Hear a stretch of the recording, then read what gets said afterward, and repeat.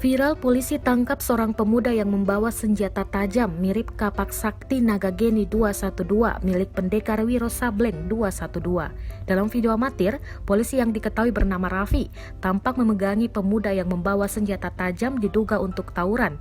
Polisi dengan jabatan Kanit 1 ini sempat bercanda di atas mobil pickup sambil memegang kapak. Setelah dilihat secara teliti, kapak Nagageni 212 yang dipegang oleh Raffi hanya mirip. Karena dilihat secara detail, kapak yang dipegang adalah piringan cakram sepeda motor yang dibelah menjadi dua. Kalau bagian ujungnya diruncingkan dan kemudian dilas dengan besi panjang, hingga menjadi senjata tajam yang berbahaya apabila mengenai tubuh. Kita berhasil mengamankan Wiro Sableng dengan kapak Nagageni 212, kata Raffi di atas mobil pickup dengan mimik wajah serius. Tapi lagi seru-serunya ia berbicara, tiba-tiba pengemudi mobil mengambil arah kanan dan menghentikan kendaraan. Sedangkan pemuda yang membawa kapak Nagageni 212 hanya bisa tertunduk lesu sambil menggigit jari setelah diamankan. Berhasil mengamankan Wiro Sableng Nagageni 212. Pak! Sudah berhenti, Nel. Wiro Sableng